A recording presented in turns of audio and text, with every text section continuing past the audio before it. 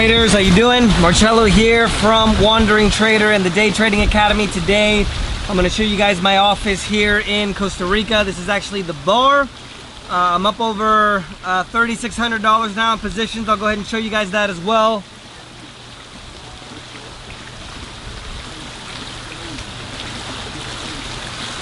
Here's the view.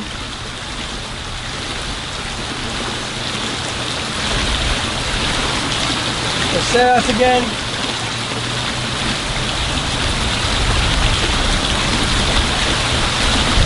And there's my office right there with the camera that I'm recording. So today guys, I wanted to talk to you a little bit about day trading and traveling, and also what you need to know if you're going to be coming to Costa Rica from a respective sense of traveling and trading.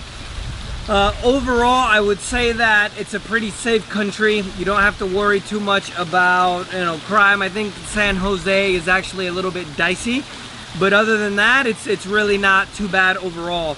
I've been here. This is actually a very special moment for me because the first time that I actually left the United States to be able to travel around the world or travel in general is actually Costa Rica. So it was first Costa Rica, then Iceland, and then if you guys know my story, I've been traveling around the world now for about 8 years, 9 years.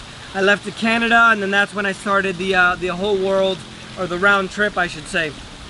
Most important thing of all here, obviously, anytime I go to a specific country, it's always going to be the safety, and then obviously the internet. Everything else doesn't matter. With the safety, not too much either. I think the majority of the time, a lot of people are going to tell you guys that a place is dangerous or that it's not safe, and the reality of the fact is that it's really not that bad at all.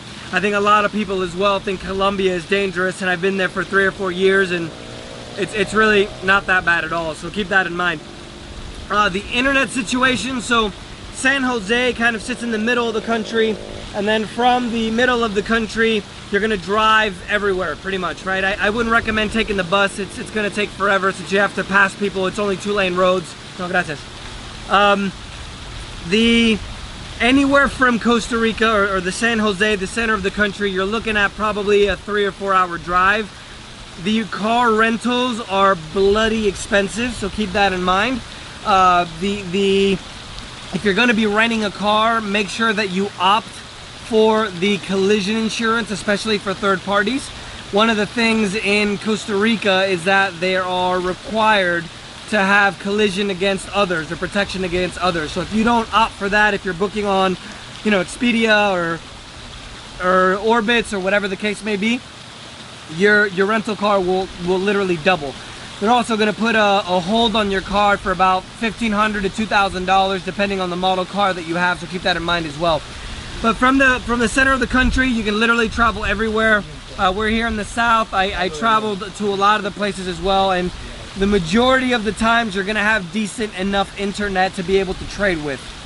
One thing, or one fallacy that I think a lot of people don't consider, is that you don't need to have the fastest internet in the world to be able to trade.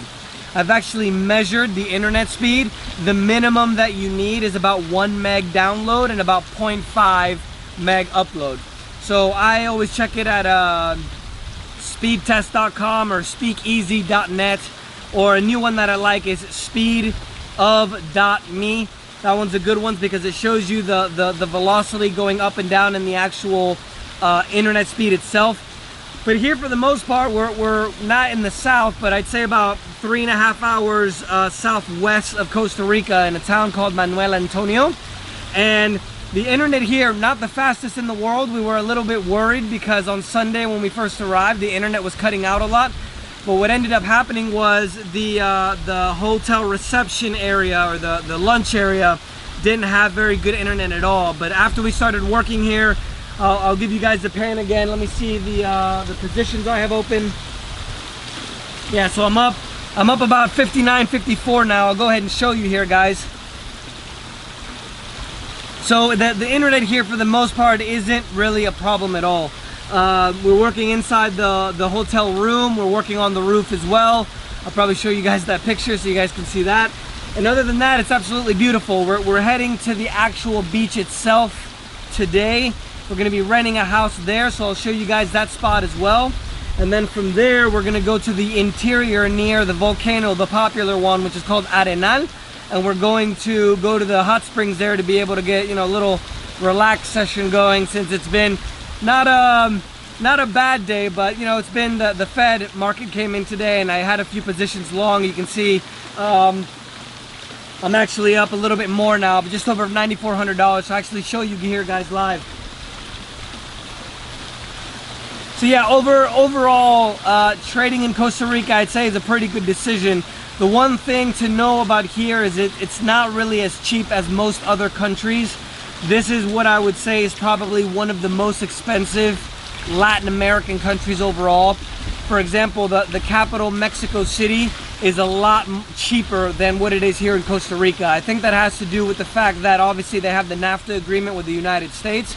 But more importantly, I think Costa Rica, since they're not a very big producer in agriculture, they import a lot of their stuff. So, you know, Burger King, McDonald's, obviously that standard stuff is always imported. That's a lot more expensive. But generally, even compared to Medellin, Colombia, I'd say that it's a little bit more expensive here, especially on the beach towns. So San Jose, an Airbnb is probably about $40, $50 a day. If you're gonna go out to the Manuel Antonio area where we're at, if you guys want to look it up on a map, or the Guanasca area, which is the top left of the country, all those beaches, all that is probably gonna be about 20% more. You can get some absolutely sick places on the coast, you know, penthouses, 12-bedroom houses with amazing pools and things like that. Those are pretty pricey. They're like $100, $150, $200 a day. But overall, I'd say that it's been a good second experience. Like I told you guys in the beginning of the video, it's actually great to be back in Costa Rica, since I was here the first time that I left the United States.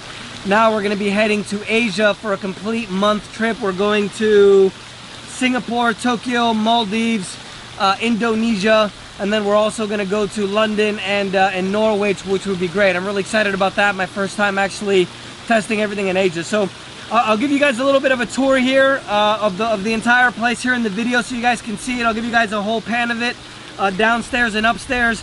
If you guys have any questions for me, just mark your question with hashtag AskMarcello, MarCello. I'm going to start trying to get into the habit of answering all your questions via video. It's getting really hard to reply to everybody one by one, so just do that. And if you guys don't have Instagram, follow me on Instagram. It's called Wandering Trader, WAND. And we'll talk to you guys soon, guys. Ciao.